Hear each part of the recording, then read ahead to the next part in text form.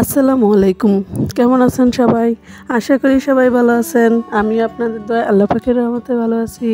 তো দেখেন চলে আসলাম নতুন একটি ব্লগ ভিডিও নিয়ে। তো আজকে মাসের 29 তারিখ। তো বাসা চেঞ্জ করতে আছি। বাসা চেঞ্জ বলতে আমরা আমাদের বাড়ি থেকে কোয়ার্টারে উঠতে আছি। কোয়ার্টারে ওঠারও অনেক কারণ আছে। মানে রাতের বেলা আমার একা আসতে হয়, সব মিলাইয়া মানে আমার ছেলেদের নিয়ে যে আপনাদের ভাই আগে যাবে আনতে, বাড়ি থেকে কিন্তু 10 মিনিটের রাস্তা আমাদের হসপিটাল কোয়ার্টার, মানে হসপিটাল 10 মিনিট লাগে যেতে, হেঁটে গেলে 10 মিনিট। কিন্তু ওই 10 মিনিট এই বৃষ্টির ভিতর দেখা যায় বাচ্চাদের যে বাসায় রেখে যাব কারো কাছে এরকম লোক নাই। তো সেই জন্য আর কি আপনাদের ভাইয়াও যেতে পারে না, আর আপনাদের ভাইয়া যেতে চায় কিন্তু এর ভিতর দেখলাম যে বৃষ্টি নামছে, প্রচুর বৃষ্টি হইতেছে। তো সেই বৃষ্টির ভিতর কীভাবে যে আপনার ভাইয়া আনতে যাবে। তো তারপরে দেখলাম যে বৃষ্টি একটু একটু পরে, মানে গুড়ি গুড়ি বৃষ্টি পড়ে। এই অবস্থায় আপনাদের ভাইয়াকে বললাম যে তুমি একজনকে কোলে করে ছাতা মাথায় দিয়ে চলে আসো। কিন্তু জাবের মাহাদিও তো ছোটো, মাত্র 4 বছর শেষ হয়েছে, 5 বছর চলে। তো 5 বছর চলে, সেই বাচ্চা তো রাতের বেলা একা থাকতে চাবে না বাসায়, এটা স্বাভাবিক। তো ও যাওয়ার জন্য মানে কান্নাকাটি করতেছিল। পরে আপনাদের ভাইয়া দেখলাম যে দুইজনকে নিয়েই মানে গেছে। এখন দুজনকে যদি নেয় তাহলে একজন কোলে নিবে, একজন হাতে নিবে, ছাতা নিবে কীভাবে? সেই ক্ষেত্রে দেখি 3 জনই বেজতে বেজতে গেছে। আমি তো ঠিকই ছাতা মাথায় দিয়ে আসছি হসপিটাল থেকে, আগাই আসছি এদিকে। তো আমাকে আবার ওখান থেকে একটা মামা ছিল, উনি আবার আগায় দিয়ে গেছে কতটুকু, অর্ধেক পথে। তো আমি ওইভাবে আসছি আর কি। এদিক দিয়ে আপনাদের ভাইয়া একদম 3 জনই ভিজতে ভিজতে গেছে। তো এই অবস্থা। তো এখন এই বৃষ্টির দিনে এরকম সমস্যা হয়। অন্যদিকে দেখা যায় শীতের দিনে দেখা যাবে যে আমার ছেলেরা মানে দুইটাই ছোট, বড়টা তো মাদ্রাসায়, ওর জন্য তো চিন্তা নাই। কিন্তু ছোট দুইটা, এই দুইটারে তো আপনাদের ভাই একজনকে রেখে যেতে পারবে না। আর যেই এখানকার মানে চাঁদপুরে এই সমস্ত এলাকাগুলোতে এত পরিমাণে শিয়াল থাকে রাস্তায়, মানে আমি প্রায় সময় দেখি শিয়াল রাস্তায় থাকে। তো ওরকম অবস্থায় বাচ্চাদের নিয়ে যাওয়াটা রাতের বেলা আমি মনে করি অনেক বড় ধরনের একটা রিস্ক আমার জন্য। কারণ বাচ্চাদের মানে সেভের কথা আমার চিন্তা করা লাগবে, আমার নিজের সেভের কথা চিন্তা করা লাগবে। যেহেতু আমি আগে আসতে পারতাম, আগে ভয় লাগতো না, তেমন একটা খারাপও লাগতো না। কিন্তু ইদানিং খুব বেশি মানে রাস্তা আমি এত বেশি মানে রাতের বেলা আসতেই পারি না, এত ভয় লাগে। ভয় বলতে কেমন যেন কি একটা কাজ করে আমার ভিতরে, আমি জানি না। তো আবার বাকিটা আবার চিন্তা করলাম সামনে নির্বাচন আসতেছে। তো নির্বাচনের ভিতরেও বাচ্চাদের নিয়ে আগে আনতে যাওয়া আমাকে, প্লাস আমারও আসাটা, সেটাও একটা হতে পারে, রিস্ক হতে পারে। সব মিলাইয়ে মানে ভাবলাম যে তাইলে কোয়ার্টারে উঠি। হসপিটালের কোয়ার্টারে যেহেতু বাচ্চাদের নিয়ে বেরোয়া লাগবে না। দেখা যায় আপনাদের ভাইয়া যদি কোনো কারণবশত বাসায় নাও থাকে, কোনো কারণবশত অন্য কোথাও থাকে, তাহলে দেখা যায় আমার বাচ্চাদের নিয়েও আমি ডিউটি করতে পারবো। কারণ বাচ্চারা মাঠে খেলতে পারবে, হসপিটালের মাঠ তো একদম পার্কের মতো, ওখানে ওরা খেলতে পারবে, আমি রোগী দেখতে পারবো, সমস্যা হবে না। তারপরে ওরা যাওয়ার মধ্যে তো এতটুকু বোঝে যে তার ভাইকে অন্তপক্ষে দূরে কোথাও যেতে দিবে না, এটুকু বোঝে। তো দিনের বেলা ও ভয় পাবে না, কারণ বাচ্চাদেরকে নিয়ে রাখতে পারবে ওখানে, ওর ভাইকে নিয়ে, ছোটো ছেলেকে আমার। তো সেই ক্ষেত্রে রুগী না থাকলে তো আমার কাছেই থাকতে পারবে। তো সেই চিন্তা ভাবনা করে আমি ভাবলাম যে তাহলে কোয়ার্টারে উঠি। বাসায় যেহেতু হসপিটাল আর কোয়ার্টার যেতে একই, তাহলে দেখা যাবে যে আমার জন্য একটু সুবিধা হবে। অন্যদিকে দেখা যাবে আমার ছোটো ছেলেটাও ছোটো, আমি যদি যাই কোনো কারণবশত যদি 2 বেলা একসাথে ডিউটি পড়ে যায়, তখন সেই ক্ষেত্রে আমার ছেলেটার মুখের দিকে আমি তাকাইতেই পারি না। আমার নিজেরও কষ্ট হয়, ছেলেটার মুখের দিকে তাকাতে পারি না, খাবার দাবার খায় না, কিছু না, একদম খারাপ অবস্থা হয়ে যায়।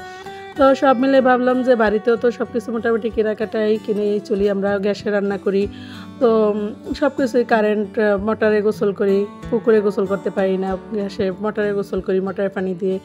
তারপরে গ্যাসে রান্না করি বাসার ভিতরে। আর আমার ছেলেরা বেরও হয় না। আমার যে 2টা ছেলে, গ্রামাঞ্চলের ছেলেপেলেরা দেখা যায় যে এদিক সেদিক অনেক ঘোরাফেরা করে, বিভিন্ন জায়গায় যায়। তো আমার ছেলেরা কিন্তু ওরকম না। আমার বড় ছেলে এরকম যে বাড়িতে আসলেও মাশাআল্লাহ কোথাও যাবে না।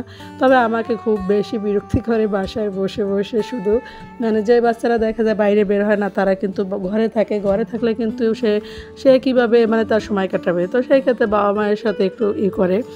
তো ওইভাবে আর কি জোনায়েদও বাসা আসলেও বের হয় না। তো 3 ছেলে আমার বের হয় না, মানে আমাদের ছাড়া ওরা বের হবে না। মানে আমরা যদি বের হই, আমরা যদি বলি চলো ঘুরতে, তাহলে ওরা বের হবে, এছাড়া বাসা থেকে বের হবে না।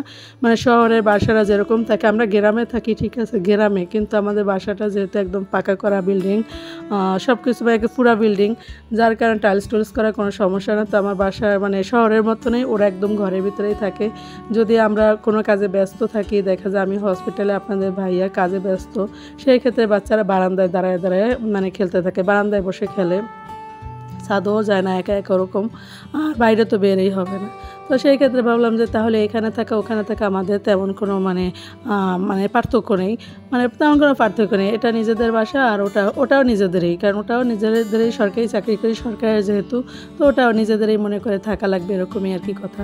তো সব মিলে মানে এখন বাসাটা আজকে চেঞ্জ করতে আসি, যেহেতু বাচ্চারা বাসায় থাকে আর বাচ্চাদের সুবিধার কথা চিন্তা করে, প্লাস আপনাদের ভাইয়াও যদি ব্যস্ত থাকে দেখা যাবে যে আমাকে আনতে যাওয়ার যে একটা প্যারা থাকবে ওটা থাকবে না, কারণ বাসা থেকে বের হইলে বৃষ্টির ভিতরে একটা প্যারা থাকে, ওরকম প্যারা থাকবে না।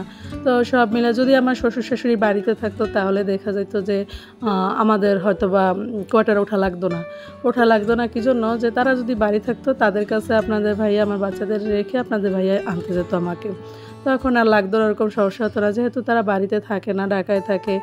তো এই জন্য আর কি আমাদের এই কষ্টটা আর কি অনেক বেশি। আমি মাদারীপুর থেকে আসলে আসতে চাইনি, আমার শাশুড়ি বলছিল যে সে থাকবে ওদের কাছে, কিন্তু যাই হোক পরিস্থিতির শিকার, তারও সমস্যা, যার কারণে সে থাকতে পারতেছে না।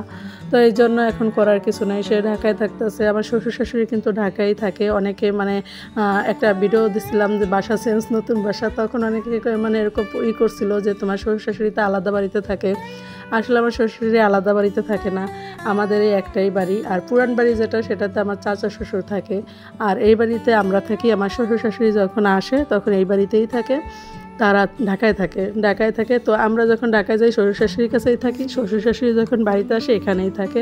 সেই রকম ভিডিও কিন্তু অনেক আছে আমার পিছনেও, যে আমরা ঢাকা গেলে শ্বশুর শাশুড়ির কাছেই থাকি, শ্বশুর শাশুড়ি এখানে আসলে এখানেই থাকে, এরকম ভিডিও কিন্তু অনেকেই আছে। আমরা কেউ আলাদা থাকি না, সবাই একসাথেই থাকি। পরিস্থিতির কারণে আমাদের সবারই সমস্যা থাকে, সমস্যার কারণে আমার শ্বশুর শাশুড়ি আমাদের কাছে থাকতে পারতেছে না, তারা ঢাকায় থাকে, আর আমরা বা চাকরির কারণে আমরা তাদের কাছে থাকতে পারতেছি না, আমাদের এখানে থাকা লাগতেছে। তো এই জন্য আমাদের এইটাই বাড়ি, এখন আমরা বাড়ি থেকে কোয়ার্টার উঠতেছি। তো সব মিলে দেখা যায় যে বাড়িতে কিন্তু আমাদের সব মালামালেই কিছু কিছু আছে, মানে অর্ধেক মালামাল আমরা ওখানে নিছি আর অর্ধেক পরিমাণে এখানে রাখছি। একটা খাট নিছি, একটা খাট রাখছি, আলমারি, শোকেস এগুলো কিচ্ছু নেই, শুধু মানে ব্যবহার করার জন্য যেগুলো একেবারেই নয় সেগুলোই আমরা নিয়েছি, মানে একদম ব্যবহার, মানে সবসময় সচরাচর ব্যবহার করার জন্য যা যা লাগবে তাতেই আমরা নিয়েছি, এর বেশি কিছু আমরা ওখানে নিইনি। তো আজকের ভিডিওটা আর বেশি বড় করব না, যারা এতক্ষণ ধৈর্য ধরে আমার ভিডিওটা দেখছেন সবাইকে অনেক ধন্যবাদ, অনেক ভালোবাসা, আর অবশ্যই একটা লাইক দিয়ে আমার ভিডিওটি শেষ করবেন। আর যদি ভালো লেগে থাকে, একটুও ভালো লেগে থাকে, প্লিজ সাবস্ক্রাইব করে জানার স্বপ্নের সাথে থেকে যাবেন। তো আজ এই পর্যন্তই, সবাই আমাদের জন্য দোয়া করবেন, আমাদের নতুন বাসায় যেন আমরা খুব সুন্দরভাবে মানে বাস করতে পারি, কোনো সমস্যা যেন না হয়, যেহেতু হসপিটাল কোয়ার্টার। তো কোয়ার্টারগুলো অবশ্য ছোট সেটা তো দেখছেন। আর আমাদের বাসায়, এই বাসায় কী মাল রয়েছে, ওই বাসায় কী মাল নিয়েছি, সেগুলো আবার গুছানোর পরে একটা ভিডিও দিব, তাইলে আপনারা বুঝতে পারবেন যে আমরা দুই জায়গায় মিলেই থাকি।